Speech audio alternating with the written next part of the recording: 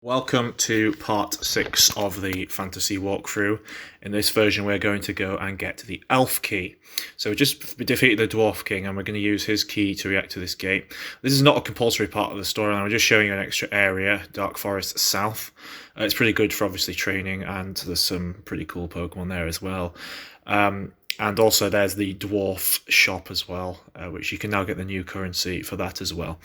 You can't use the broomstick in items or anything, so you're just going to have to take a quick trip outside, and then you can use it. So what we're going to do is going to go back to Yar Island, but you can use any of the sailors with the boats, and we're going to go ahead and choose to go to Southwest Shore this time. To progress to the next area, you'll need the 3 keys that we've just obtained. You need all 3 of them. You can get in any order, but you'll need all 3 for this next part. So here we are in Fairy Woods. It's in the shape of a fairy. This trainer's not compulsory, but he has a Lichen Rock Midnight. And you just go down towards the southeast. This trainer is compulsory, and she has a Litwick and a just a Litwick apparently, but I think there might be 2 Litwicks actually. We carry on and eventually you'll reach Tarragon City. The Grand Wizard will give you a magic carpet, which is basically this game's equivalent of the bike. It's alright, it's pretty decent. You can't wear it, you can't use it inside, and before the post game you can't use it on water.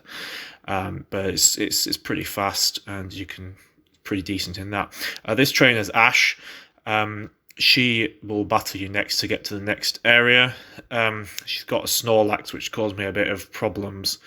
But this is the battle where I managed to defeat her. So who will she send out first? Oranguru. We sent out Houndoom, because obviously Dark versus Psychic. Watch out for foul play. If you've got a dark type against it, the only move it can use on you is foul play. So don't even worry about nasty plot, because its only magic move is psychic. So dog takes it out pretty quickly. Using bite, sends out Beware. Who do we send out? I think we go and choose somebody. Obviously, Beware's got Fluffy, so physical attacks aren't a great option. Unless you've got a fire type, then it's a fairly good option. But we instead decided to go for Bird, because despite Fluffy, we still thought that Drill Peck would be a good option after a quick use of Honed Claws. It carries Thrash and a Persimberry, so when it's confused the first time, don't think you're out of the woods, because it's still going to use Thrash, because it will cure itself of its confusion. We managed to hit it with a few Drill Pecks, and Bird's defense managed to let us resist Thrash pretty well. As I said, the Persimberry sorted it out. We then go to use the Moo Moo Milk, not Revive, and that then heals Bird. But before we can do anything, sends out Glaceon. We're not worried, because we can just use Steel Wing, which is super effective as well. Freeze Dry is not too bad offensively, but it can freeze you, and if it freezes you, it's really annoying, because you're either going to heal it, or you could just be stuck for several turns just frozen there. So you don't want that to happen. It sent Beware back out, and we knocked it out. It sends out Glaceon again. Heals the Glaceon, but we keep using the Steel Wing, and hopefully we don't get frozen, and we managed to knock out Glaceon as well. See, Corviknight's just an excellent Pokemon in this game, for that being one of the many reasons. Last one now is Snorlax. It carries Belly Drum, which I don't think it uses in this battle, but it uses another one, and it totally swept my team. So it try and take care of it quickly and avoid use of Belly Drum for that very reason. It carries Body Slam, which can paralyze. Luckily it didn't do that. And Ash has a bunch of full restores, which she uses on Snorlax. So it just takes a couple of turns, and for some reason we decided that it was okay for Bird to faint, and sent out Dragon instead. I think she goes for another... No, she doesn't. She's not got any full restore left. Snorlax gets knocked out, and that is Ash defeated. So she'll obviously thank you and then tell you to go on a quest in Hollow Tree. Hollow Tree can be an annoying map. If you don't like running into wild Pokemon, bring Repels. If you don't mind, like me, then happy days. But this is the main direction. It can be quite confusing, but left one's purely optional just for training and stuff. It's you take the right path, you follow the path of the character here. You can jump down there if you want a battle, but the way to avoid one is this. Now we're facing the Dark Bushana with its new animation. And this is the correct, this is a way to battle it. So First of all, it raises its stats. So this is the first one of the battles where it raises its stats at the start of the battle. We went for Hone Claw and we went for Bite. So the two sort of Pokemon with Dark type moves, one of them being a natural Dark type. Goes for Moon Blast, hits dog neutrally, but still quite high. So then we try and aim for another Hone Claws. I think we really wanted to get Bird's Power Trip power high up there. We're a bit worried about Dog's HP, so we heal it on Dog's turn. So Bird once again uses the Hone Claw. So now Power Trip's 100 power. Uses Calm Mind. So now it's 2 magic stats and it's 2 defensive stats. So it's something like 6 stages higher. Now, you got to be careful. It has stored power. Okay, so now it's going to hit really hard with stored power should it decide to use it. But we get it down to 3/4, and it doesn't use store power. It uses Moonblast, which is stronger due to its Calm Mind.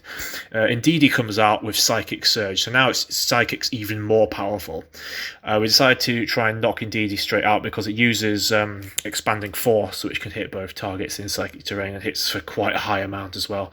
But we managed to knock it out in one turn. And we move on to the next part. And we're showing a Calm Mind again, so now its stats are really, really high, and we've really got to be careful. So what do? We send out Bat. Quite a risky move, considering it's poison versus a psychic type, but nonetheless we attempt to give it a go anyway. We confuse it to try and avoid it attacking. Does it work? It does not. It uses Moonblast, but luckily uses Moonblast, which isn't very effective, despite the fact that its magic attacks up by 2 stages. Umbreon, pretty tanky, but can be dealt with. I think what we want to do is Toxic Poison it. Which we do manage to do, and Synchronize doesn't work because Bat's a poison type as well. I think it used Snarl, if I'm not mistaken. Stored Power, bang, knockout, even on Bird that's really defensive, because its stored power has something like 180 power now. So we send out Dragon. This was pretty interesting. So Dragon Claw and Umbreon, pretty confident that we'd get it with that. Luckily, Mushana's not very high speed, so we got it for that reason as well. It goes for the flinch with Astonish. Umbreon rather annoyingly goes and heals with Moonlight. That's quite an annoying trait that it does, but Poison's going to catch up with it eventually. We're obviously a bit anxious about stored power, so we go for Poison Fang again for some reason. Helping Hand, so now it's just going to absolutely obliterate, but it doesn't because we managed to get it with Confusion, but Umbreon goes down. Now, Bat grows to level 41, which is extremely lucky because it learns Haze. Now, I can't emphasize this enough. Keep Haze for the rest of the playthrough. I'm so serious about this. You get Pokemon with Haze, keep it for the rest of the playthrough. This is the entire reason I got Golbat. Use it now, because now stored power is going to do almost nothing. It's back to 20 power, and all of its stats, including its defenses at the start of the battle, are now 0. So Haze is essential for these kind of battles, unless you really, really want to have a hard time. So the battle should now be fairly easy after this. Second Indeedee comes out. We use Air Cutter and Bite respectively, or is it Crunch? Crunch, sorry. It's pretty defensive, even with super effective. And store power, as you can see, does hardly anything, even super effective. So that is why Haze is absolutely essential in these playthroughs from this point forward. You can try and get away with not using it, but as I say, you're in for a tough time. And on this battle, we did use it, so to make the battle considerably easier. Moonblast, it was on hardly any HP anyway, so it had no chance of surviving. We're pretty sorted. All 3 of its allies have been knocked out. It's only got a quarter HP left. It's got practically no stat raises. So it's a walk in the park from this point forward. Crunch, and it goes down. And that is the Dark Mushana pretty much dealt with. At this point, floats away, and Ash comes back and has a speak to you. And then your next point, you've got to fight the Elf Queen Ingrid. She sort of tests your battle abilities. This is the way. You just sort of run along the tree like this, and you go into that hole there that my character missed. And it's very simple. I can't remember what that guy does. She sells some items or something. This is a really helpful walkthrough, isn't it? And there's Ash. So we lost twice to her team, but on the 3rd attempt we managed to do it. And this is this attempt coming up now. So here she is, since Alomomola Chandelure. This is a double battle, obviously. Alomomola is quite an annoying assister, but it's not that offensive, and Chandelure is quite offensive with its attacking power. We aim to defeat Chandelure quickly, which we managed to do. and we do quite well from that. Alomomola carries Wish, so we now know not to attack it because it's just going to heal next turn. Sends out Galar Rapidash. This Pokemon is lethal. You'll see, it's absolutely lethal. So we're sort of wondering what to do. It's not worth using Giga Drain because it's just going to heal Alomomola. So we decided to go for the Bubble Beam on the Rapidash. Now, Helping Hand Alomomola has, which makes Rapidash even more strong than usual. We go for, I think it's Steel Wing. No, we go for the Hone Claws, and we aim to switch Lilypad with Dog. I think because it resists Fairy and Bug quite well, even though it knocked it out in one hit, which obviously doesn't help. Hone Claws is on, and I think the idea is to then Steel Wing Rapidash at that point. Bats out, so I think we're just trying to go for the double, super effective against Fairy on the Rapidash, which is what we've done. Helping Hands if someone's going down, which was indeed Bat. Okay, so Steel Wing, Babiri Berry, obviously, is Rapidash's item. We go for Hattie, I think, because it resists the moves except for the Bug one. We go for that. Annoying thing about Rapidash as well, it's very fast. It's going to outspeed you, probably. So unless you've got a very fast Pokemon, you're going to struggle. Switches to Ariados. Ariados has a few annoying sort of utility moves, but it's not much of a threat physically in terms of offensive damage. Although these two are annoying, and if Alomomola gets a Scald on a physical attacker, that's going to make your day a bit worse as well. But Ariados goes down, and we get the benefit from that. Dazzling Gleam does hardly anything because Alomomola is such a tank, and Rapidash comes back out, and we're hoping to get rid of it in this particular turn, but unfortunately not because she uses a Hyper Potion. Hattie goes down. So we almost got Rapidash with the Steel Wing there, but instead we just got to sort of pray that it doesn't sweep our entire team. And we go for the Giga Drain because it didn't use Wish this time. And we also thought that Rapidash might hit Lilypad so we could get some of the healing. It did use Wish that time, so now we're really crossing our fingers that we can take down Alomomola this turn, or else its HP is just going to practically go back to full. Lilypad's still standing, takes out Alomomola, and all that's left now is for Bird to use Steel Wing, and we debated. We decided to keep Dragon Dance instead of Swords Dance, just because of the speed might come in useful against a faster opponent. But if you want to go for Swords Dance, that's an option as well. It makes it very powerful, albeit a bit slower. So we managed to get that as well, and literally all that's left after all this levelling up is a Steel Wing, Rapidash gets knocked out, and we have defeated the Queen, Ingrid. So she's very impressed with you, gives you quite a bit of money, and the next part of the trip is to fight the Elf King. We decided to register Magic Carpet, and we thought that our team were a bit low level, so we decided to do a bit of grinding. Although I'm not sure if we did that now or a bit later. I think we do it a bit later, but for now we're just going to show you the route to Hagalan. And we did it via Magic Carpet, so you just sort of go down here. I don't know if this train is compulsory or not, but he's got a Clef Key, well, he's got two. So they're not really that bad to take care of. They can be irritating, but it is what it is. You sort of carry on down the tree this way. There's stairs further left, so you don't have to jump down those ledges. The king's just this way, up here. That's where the shop is for after you defeat him. He'll sort of have a go at you. Now, I couldn't defeat him to start with. Our team were just a bit too low leveled. We kept getting it. We got knocked out. So we decided to turn on the XP share and do a bit of grinding. During that time, Bat evolved into Crobat. So that was pretty decent as well. We decided to go back to Fairy Woods and also a bit of training on Hollow Tree as well.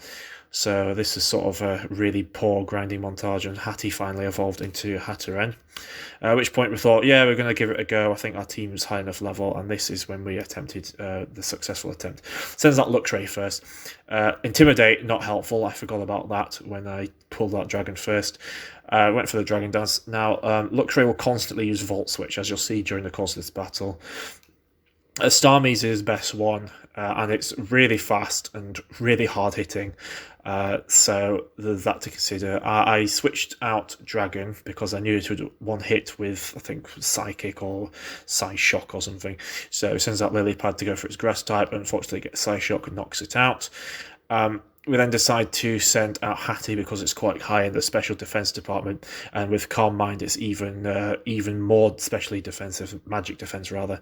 So that's what we decided to do, but it kept used various different moves, including Psyshock hits it the most though, because it's physical damage, even though it's a magic move. So that's what it kept using, and it kept knocking us down to nearly half. We hit it with Dazzling Gleam, which didn't quite down it, so we decided to heal again in anticipation of another Dazzling Gleam. It goes with a Psy Shock. We finally decide to Dazzling Gleam it after a while, and it gets knocked out, as you can see. So that's Starmie dealt with. That's his sort of highest level one. Goes for Luxray again. It keeps cropping up and using Volt Switch, and then does the Intimidate. So it's an interesting strategy that way. We go for Dog because I think the logic there was just that Crunch wouldn't hit it very hard. We were worried that it would hit hard Hatteran with Crunch, so we healed it up and used Dog as a sort of sacrifice, which is exactly what it was because it OHKO'd with Wild Charge. Wild Charge Recoil is actually quite a good way to defeat this thing if you can't substantially land any damage on it. Just literally hope for Wild Charge Recoil. We hit it with Cross Poison, got rid of the Air Balloon, so obviously you can't just OHKO it with Ground. It OHKO'd us though, and got recoiled from that. Now you might think, oh, we've only got one, it's only a bit of health left, you just need to tank one hit and fight it. Unfortunately that wasn't the case, as you'll experience very, very shortly. So it healed, but then it heals as well, of course. So we've got to do that all over again. So we decided to go for the Dragon Claw, takes it to about 2/3, hits us with Thunder Wave. We decided to work through the paralysis, but then it goes back and Volt Switches to Frostlass. Frostlass, it's very hit and miss. It might struggle with it, it might not. We decided to switch out because we were worried that Ice would hit a lot against it, and instead go for Bird with its good defences. And its Steel Wing, which we decided to use on it. Double Team, oh my gosh, just pray that it doesn't hit too hard. Pray that Double Team doesn't make you miss all the time, but which didn't happen with us. We managed to knock it out and got a lucky Steel Wing. Goes for Luxray again. Obviously, I'm going to switch up Bird because one of its weaknesses is Electric, and it would just OHKO it. Dragon is not weak to Electric, so that's why we sent that one out, despite Intimidate functioning as it does. So we go for... I think we go for another Dragon Claw just to get its HP a bit down, but it goes for the Volt Switch, making our move pointless because it switches to Wigglytuff, which is a fairy type. We're obviously going to switch up from there because we know it's just going to Moonblast Dragon, which is not Moonblast, Dazzling Gleam. So we think, why not just use Steel Wing to take out Wigglytuff after healing Dragon, because we're anticipating that we're going to need Dragon for Luxray. So that's why we healed Dragon the way we did. Went for a Steel Wing. We know at this point that Wigglytuff can barely hit a scratch on Bird, so we knock it out without healing Bird back up. So that's what happens at that point. We're all leveling up, that's jolly good. We go for Hattie because this time we know that it can't switch out because the rest of its Pokemon are knocked out. Intimidate's not going to do anything against Hattie because it's a magic attacker, and it's certainly not going to do as much as against Dragon. So we heal Dragon's paralysis in anticipation of it coming out. We let Luxray knock out Hattie because of recoil damage, and we're just sort of healing it to try and hopefully get the recoil.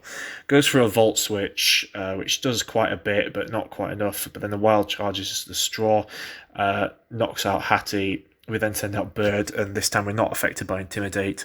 We go for a Dragon Claw. Doesn't quite get it in the end. It goes for a Volt Switch, but of course it goes and heals it again. So that's twice that Luxray's been healed. So this thing just will not go down at any point. Defense drop, so we're worried about that. We thought we could heal it, but the defense drop's not great. So instead we decided to send out Bird and make the sacrifice that way, which is what happened. So now it's not affected by Intimidate, and it's no longer got the defense drop that it got from Crunch. And what we're doing is, at the minute where that was a misclick, we're praying that it doesn't Crunch again and use another defense drop. Then that way it's literally a one-on-one.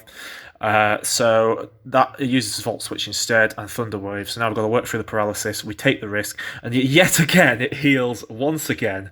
So this thing is just an absolute pain in this particular fight. We go to heal again. We've still not got the defense drop yet, so we're lucky on that front. Wild Charge, Recoil, and then we're thinking, maybe just one more hit will finish it off. Volt Switch, we get fully paralyzed this time, so once again we have to heal. Still not got the defense drop though. A bit worried because Crunch got us to about half. Wild Charge, Recoil, doesn't get paralyzed. Dragon Claw knocks it out. So finally, after all of that, we finally defeated the Elf King, and he is not happy. Just like I wasn't happy with the Luxray. Again, if you pop the air balloon and just use a ground type, it's not as difficult. He goes off, gets arrested. And we have defeated that, and eventually we get his key. So that was the Elf King, and we finally get the Elf Key. This also gives us access to Elf Crystals as a currency, and we get the Book of Charm as well. So that is extremely good. So that is the 6th key dealt with, and I will see you next time for the 7th key. Thank you very much.